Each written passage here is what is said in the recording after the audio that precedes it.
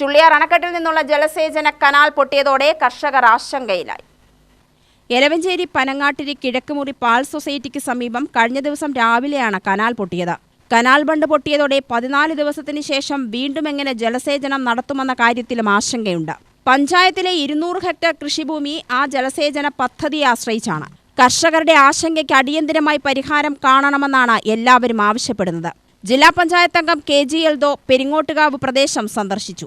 AEയുമായി ബന്ധപ്പെട്ട് രണ്ടാം വിള ആവശ്യത്തിന് വെള്ളം എത്തിക്കാൻ സംവിധാനം എത്തിക്കണമെന്നാവശ്യപ്പെട്ടു. കനാൽ പൊട്ടിയതോടെ താഴ്ഭാഗത്തുള്ള കൃഷി നാശത്തിന്റെ വക്കിലാണ്. ഇതിന് പരിഹാരം കാണണമെന്നും കൃഷിക്കാർ ആവശ്യപ്പെട്ടു.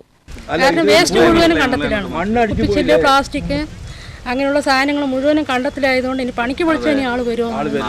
കാരണം അവർ പേടിച്ചിട്ട് ഇറങ്ങില്ലല്ലോ. ഇത്രയും വേസ്റ്റ് മുഴുവനായില്ലല്ലോ, കണ്ടത്തിലല്ലേ. അറ്റകുറ്റപ്പണികൾ നടത്താത്തതാണ് കനാലിന്റെ തകർച്ചയ്ക്ക് കാരണം.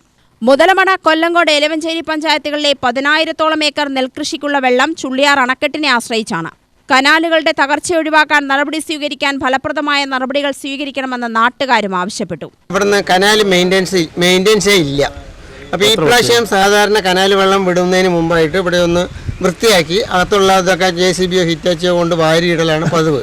ഇപ്രാവശ്യം മറ്റേ കരിങ്കുളത്തിൻ്റെ അടുത്ത് എത്തുന്നതിൻ്റെ അപ്പുറത്തേക്ക് ഒന്നും ചെയ്തിട്ടില്ല.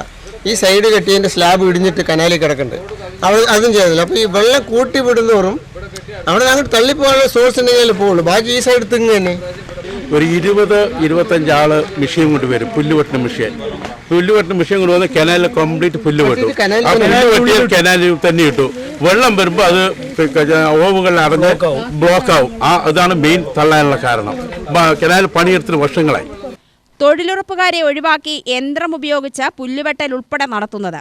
പുല്ല് കനാലിൽ തന്നെ നിക്ഷേപിക്കുന്നതിനാൽ കനാലിലൂടെ വരുന്ന വെള്ളം സുഗമമായി ഒഴുകുന്നില്ല. പല ഭാഗങ്ങളിലും പൊട്ടലുണ്ടാവാൻ ഇത് കാരണമാകാറുണ്ട്. അത് വെറും പുല്ലുവെട്ടൽ മെഷീനിട്ട് പുല്ല് വെട്ടുന്നത് കൊണ്ട് ഇത് ശുദ്ധത വരുന്നുമില്ല, വൃത്തിയാക്കുന്നുമില്ല. ആയതിൻ്റെ അടിസ്ഥാനത്തിലാണ് ഈ ബണ്ടുകളുടെ ബലക്ഷയം ഉണ്ടാകുന്നത്. അതിനെ സംരക്ഷിക്കാനുള്ള ഒരു നടപടിയും ഉണ്ടാകുന്നില്ല. ഇത് കിഴക്കേമുറി പാടശേഖര സമിതിയിലെ ഞാൻ സെക്രട്ടറിയും കൂടിയാണ്.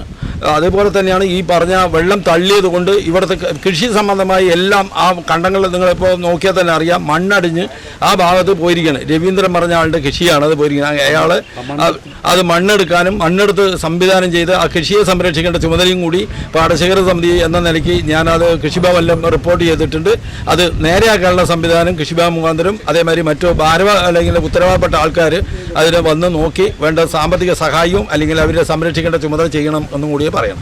10 വർഷമായി നവീകരണ പ്രവർത്തനങ്ങൾ നടക്കാത്തതും കനാലുകളുടെ തകർച്ചയ്ക്ക് കാരണമാണ്. ഞാനിപ്പോൾ AEയായിട്ട് സംസാരിച്ചിട്ടുണ്ട്. ബന്ധപ്പെട്ട എല്ലാവരുമായിട്ടും കോൺഗ്രസും ഞങ്ങളും ഒക്കെ സംസാരിക്കും. ഇതിവിടുത്തെ ആളുകളുടെ വലിയൊരു പ്രയാസമാണ്. അത് പരിഹരിക്കാൻ വേണ്ടിയുള്ള ഇടപെടൽ നടത്തണം. MLA ഉൾപ്പെടെയുള്ള ആളുകൾ അത്രയും പെട്ടെന്ന് ഫണ്ട് ഉണ്ടെങ്കിൽ ആ ഫണ്ട് വെച്ച് കൊടുത്താലാണ് ഈ ബണ്ട് പൂർത്തീകരിച്ച് മുമ്പോട്ട് പോകാൻ വേണ്ടി പറ്റുള്ളൂ. ഇതിവിടുത്തെ സാധാരണ കർഷകരെ 2 തരത്തിലാണ് ബാധിക്കുന്നത്. പൊട്ടിയ കർഷകരെ ബാധിക്കും. ഇനി അപ്പുറത്തേക്ക് വെള്ളം പോകണമെങ്കിൽ ഈ പൊട്ടിയത് അവസാനിപ്പിക്കും വേണം.